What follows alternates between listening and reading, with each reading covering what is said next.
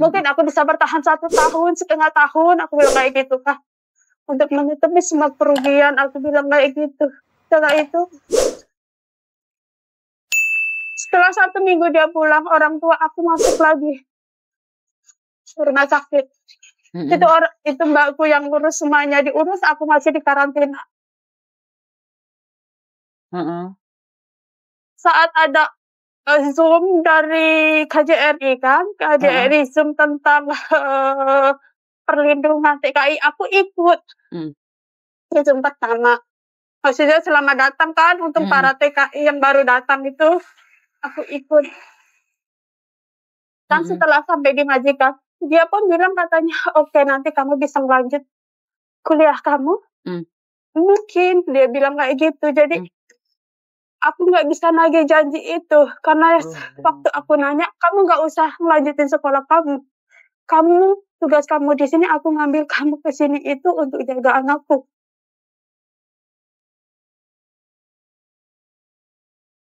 Oke. Tapi intinya kamu pengen kuliah lagi kan, Dok? Aku secara diam-diam, aku udah lanjut, Mbak. Aku semester akhir, Mbak. Tinggal 2 MK. Oke, gini, Dok. Intinya kamu maunya gimana sih, sayang? Sebelum saya ngasih solusi, intinya kamu sendiri maunya apa dulu?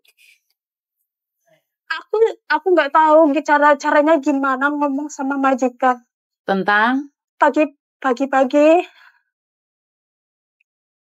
kan mereka komplain katanya aku nggak bisa dengar suara air sedikit pun sebelum tidur, dan pagi hari saat kamu kerja aku bangun pukul 6 kan. Sekarang aku bangun agak lambat pukul 6.15 karena makanan yang disiapin cuma di steam. Terus baju apa segala macam kan semua sudah disiapin. Nanti aku terlalu banyak berisik kan. Aku kerjain semuanya setelah mereka pulang kan. Setelah mereka pergi baru aku kerjain. Itu aku masih nggak masalah, tapi kalau dia nyuruh, dia itu kayak ke aku itu kayak gimana, Mbak? Oke.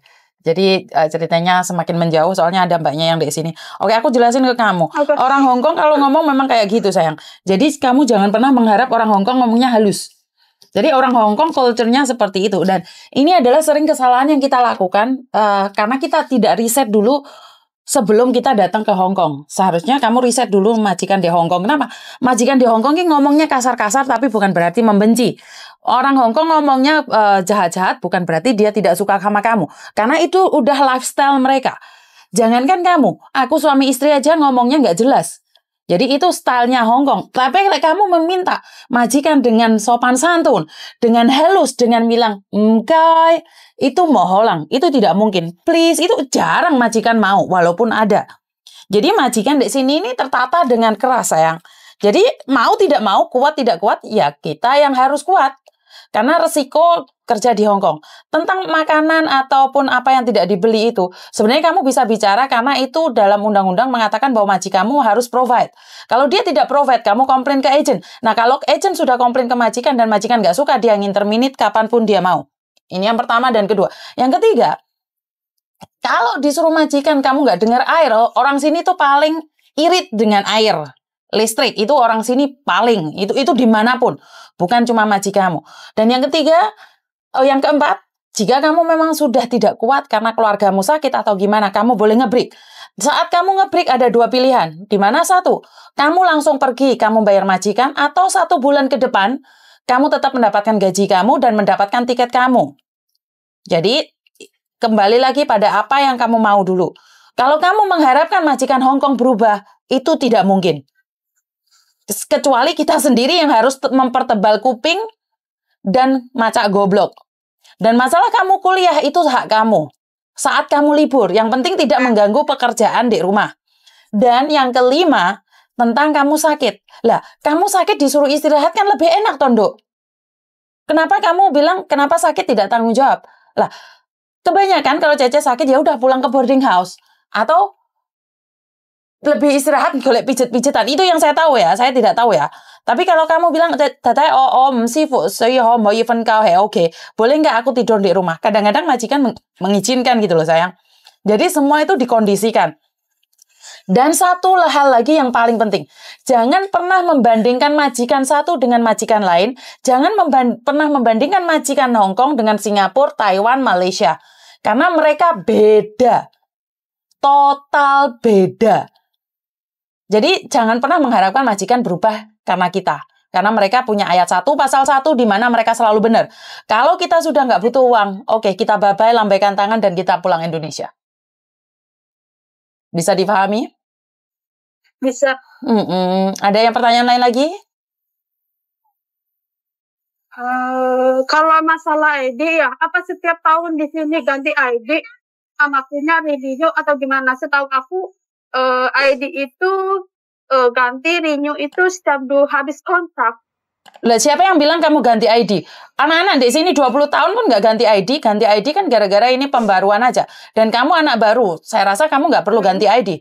Siapa yang bilang kamu suruh ganti ID? Temen aku dia nggak bilang, cuma review gitu. Dia bilang review. Renew apa sayang?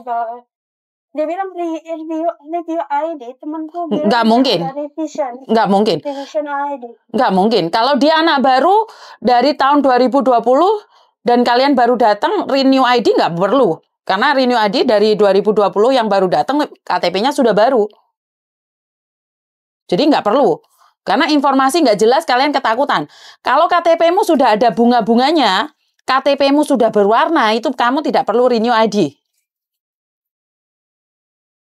Bisa dipahami? Bisa. Alah, kalau KTP-mu kayak gini loh Mbak, yang saya tunjukkan di kamera ini, kamu itu nggak perlu ganti KTP lagi. Ada bunganya di belakang itu, lambang bunganya itu, berwarna itu, tidak perlu ganti KTP. Itu sudah KTP baru. Ada yang lain lagi? Ada kok, ada bunganya udah. Loh, ada bunganya, ngapain kamu renew ID? Siapa yang nyuruh kamu renew ID? Kan temanmu katanya. Kan temanmu tidak tahu peraturan. Temanku dia katanya di handphone itu ID-nya diminta di yang proses naninya minta sama naninya, terus kayak gitu pakai online sendiri renew katanya untuk tanggal sekian kayak gitu. Mbak, itu renew visa atau renew ID? Sekali lagi, renew visa dan renew ID itu beda. Dia terbang 2 hari sebelum aku. Mbak, saya tanyakan renew ID atau renew visa, sayang? ID, bukan visa, soalnya dia kerja itu datangnya itu 2 hari sebelum aku. 2 hari baru datang. Nggak ada renew ID, sayang. Renew ID itu kamu sendiri datang ke imigrasi. Orang lain tidak bisa membantu kamu. Karena foto KTP, emangnya KTP-nya majikanmu yang difoto? Ya kamu yang difoto. Nggak bisa majikanmu yang bantu renew. Aku tahu, renew ID itu kita datang sendiri, urus sendiri di imigrasi. Ngerti? Terus kenapa temanmu bilang hacker renew ID majikan yang bantu online? Iya, dia bilang. Berarti ya kamu tahu itu tidak masuk akal, Ma. Kamu bisa jawab itu tidak masuk akal. Kamu aja bisa bilang bahwa tidak mungkin. Karena aku di sini mungkin antara Hong Kong dan Singapura mungkin beda. Jadi aku, begitu, nanti aku tanyakan. Soalnya aku belum tanya. Gitu. Iya, sekarang kan saya sudah jawab. Belum tanya ke dia. Sekarang saya sudah jawab. Iya, sudah jelas ya. Enggak, soalnya saya kan masih bingung kultur di sini. Cara pandang orang sini dan orang kita sangat berbeda. Oh ya jelas sayang, dia majikan kita pembantu, jelas beda, kulturnya beda. Di Indonesia aja majikan sama pembantu kulturnya juga beda. Jadi jangan expecting someone is same like what you want, but expecting yourself do what they want. Because we are from here to work, from Indonesia for work is not what you want. Like kamu kepingin apa yang kamu mau, ya pulang Indonesia sayang, itu aja. Dan jangan sesekali membandingkan, sayang. Sangat sakit hati kalau dibandingkan, sayang. Iya, maksudnya dari makan pun aku nggak boleh masak di situ. Paling yang bisa aku masak kalau mereka nyepin apa, aku nyepin telur, nyepin nasi, kayak gitu. Oke, berarti kamu harus coba berbicara dengan agenmu, sayang. Kamu berapa lama sih di majikan ini? 1 tahun, kan? Iya, 1 tahun hari ini. Ayolah, kamu nggak pernah komplain, nggak pernah ngomong apapun ke agensi aku. Loh, yo kamu adanya agent kan ya kamu butuh berbicara dengan agentmu. Iya. Ada yang kasih, nanti aku coba. Oke, makasih ya sayang ya. Bye-bye. Iya, sama-sama. Bye. Mbak, di sini suara saya agak meninggi karena saya sekali lagi kamu tidak bisa membandingkan dirimu dengan yang lain. Kamu aja nggak suka dibanding-bandingkan dengan pembantu yang lain. Nah, sekarang kamu membandingkan majikan Hong Kong dan Singapura. Halo, Singapura majikannya tidak semuanya bagus. Begitu juga dengan Hong Kong. Hong Kong apakah semua majikannya bagus? Tidak. Tapi ojo dibanding-banding no. Loro. Entar kamu dewe sing klenger. Karena dari itu saya selalu bilang jangan membanding-bandingkan. Bukan saya marah atau gimana. Soalnya gini loh. Apa sih yang kamu harapkan ke sini? Bekerja dapat uang. Wes, selebihnya kuping budek moto picek. Itu yang harus kita prinsipkan. Kalau kamu berpikir tentang semua hal, ayo mulai bareng no Pak Debok. Jadi itu aja dari saya, kurang lebihnya saya minta maaf. Rasa guyang-guyu wit ajar ngono ya. Mau pikir gini kira krungu wit ajar mlungker-mlungker ya. Wassalamualaikum warahmatullahi wabarakatuh. Aku di sini diteror terus. Jadi kurang lebihnya saya minta maaf. Tidak ada gading yang tidak retak dan berkat Tuhan mengalir atas kita semua. Semoga semua makhluk bahagia dan bye-bye.